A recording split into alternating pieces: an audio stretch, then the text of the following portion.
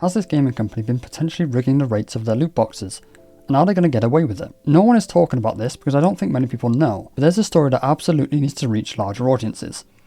This, if done with malice intent, is in my opinion on par with Nexon and the MapleStory situation. The game in question is Moonton's Watcher of Realms, a game I used to be partnered with, but eventually I quit because the rates felt incredibly rigged, and the fact that they used to hold global competitions on who can spend the most money. This is not a joke. They would release a brand new overpowered hero and give people tournament points for summoning. And these would be global tournaments where I would get maybe a few thousand points as a free to play or low spender, where the top spenders would be getting hundreds of thousands of points, bragging how they are spending literal tens of $1,000s on the event. Well, it turns out the rates are actually possibly rigged and it's being passed off as a bug. Your first 50 summons, so 5 10 pulls, on a brand new 15x banner is always the exact same, as well as the first 10 divine summons you did every week. This one, however, would always result in the same rarity of hero. The only variable during these 15x banners is what flex spot you got. And don't worry, we'll cover that shortly. This story was originally broken by someone I have personally known and worked with, called Fastidious, who is known by the community for working diligently with his friends and his fans to uncover the true rates of the game, despite the law saying that loot boxes must display their summoning rates. He discovered that his first 50 summons on each of these banners contained the exact same rare and uncommon heroes in the exact same spots. He also discovered that his flex spot was an epic, but it was indeed random which the epic character was. After posting his findings, other creators began doing their own research, and discovered that although their 50 weren't the same as Fastidious's, they were the same with all the other banners' first 50 summons. The reason I'm calling it a flex spot is because it doesn't always seem to be an epic hero. One creator reported they would always get a legendary on their 22nd pull, every single banner, dating all the way back to the beta release of the game. It goes all the way back to the start of global launch, and you can see it's always he's hitting at 22. And the first 2 10 pulls are always identical. So we'll see here August the 6th, 2023. First 10 pull coming onto a new banner. It does this pattern you're going to get used to seeing. Wogrock, Rider, Cuke, Predator, Sorzis. I think this is Cutter again. Cutter, Sorzis, Cuke. Then this is the epic spot. Then we have Screef. You can see this 10 pulls the same every time. And then we always get, oh my God, Gonkba. And then you hit your legendary.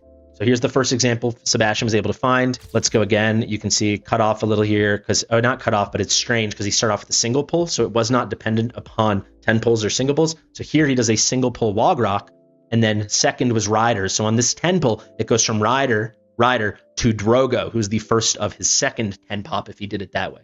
So you'll see that. This 10 pull again is identical. It's offset because he did the single pull. So Drogo comes here, as opposed to here, Amala comes here as opposed to second position and so on, but it's identical. And then here he hits on the first of the 10 pull, which is the 22nd pull because of the single with Wogrock. All the creators that helped piece together the information confirmed that yes, their first 50 pulls were always the same with the previous banners, going back months, maybe even years for beta players. There was always this underlying story that some accounts were seemingly lucky. When you create an account, it always felt like you were given a seed that either gave you god tier luck, or you'd have to hit pity every single time. My free-to-play must have landed on a good roll, since every first 10 pull would always reward me with a legendary, and a few 10 pulls later I would always be rewarded with a second. And actually, Fastidious proves this. In his video Divine Summoning's Luck, prefixed to accounts, he shows off his last 100 summons and how his first summon each week is a legendary. He explains that there is a 6% chance to get a legendary, meaning a 60 out of 1000. So, if his number, which we're speculating was generated when he either made the account or when he first did his summons, if it is less than 60, he gets the 6% and he gets a legendary. And you can see by this list that he hits, misses, misses, misses, and eventually hits again on the next summon. This pattern continues, but the reason Orim is highlighted in blue is because this banner had 2 times rates. Orim was a legendary, but his roll was not under 60. But that doesn't matter because it's a 2 times banner. The seeded number we're looking for isn't 60 or less, but is 120 or less. And we know this because on a regular banner, he gets Idril, who is not legendary. So his seeded number must have been between 61 and 120. A lot of people are saying how unfair this is, and blaming the fact that he's a partnered creator and he was given a seeded account. I can tell you that's not the case, since my main account was bloody cursed. He also shows off a regular non-creator account whose luck is even further off the charts. But what does all this mean? I am no coder, But thankfully I know someone who has a degree in computer science, works within the software development space, and has made a few games of their own. I reached out to them and they tried to help me understand. What they said is essentially computers cannot actually randomly generate numbers, so they use seeds. Here's a little Python script for you to look at while I attempt to explain my understanding. Seeds can be acquired from various places, such as the current time of day, but according to HoYoLab, it can be measured down to the millionth place. When randoming a number, in our case 1 to 10, each seed spits out a set of random numbers.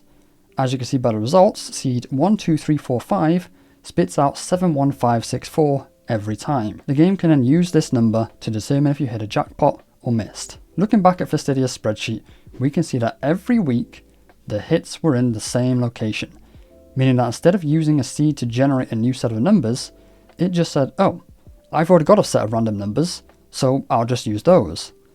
Now this is where we can start questioning whether or not this was intentional, a bug, or just neglect from the developers. But it's not just the divine summons this was happening to as we move into the 15x banners. I briefly mentioned earlier that the first 50 summons were fully set in motion, and every single 15x banner would be the exact same heroes in the exact same spots. I'll play Fastidius' video in the background as he goes through months and months of videos showing that his pulls are always the exact same. But then he also got his viewers involved, and we can even see when someone pulls a single champion, it just simply offsets the pulls without actually changing the seed of numbers. Lastly, Moonton has addressed this in game with this newsletter.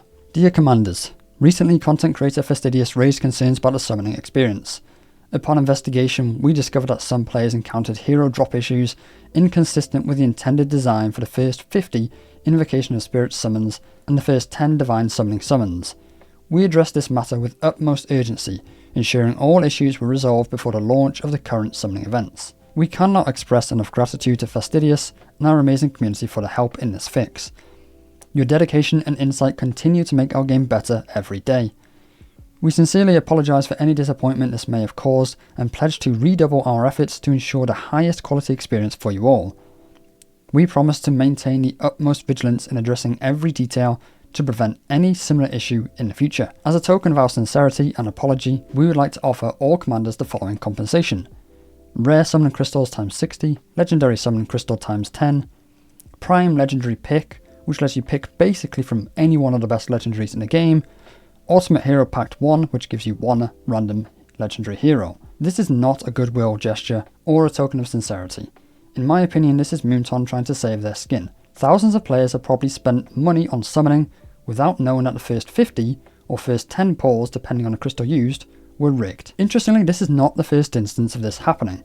A game called Battle Cats was outed for having seeded accounts, where someone actually managed to make a software that could take your pulls and spit out your account's seed. With this, you could then theoretically predetermine the pulls of your account's lifetime, though the player base of that game seemingly don't mind, as it has a lot of offline playability. Perhaps there is no PvP. I can't tell you because honestly I've never heard of the game.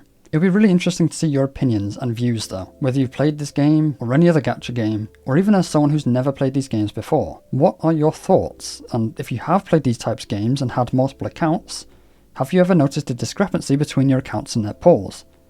Anyway, that's all for this video. Thank you very much for watching. Thank you very much for listening, and I'll see you all again very, very soon. Bye bye.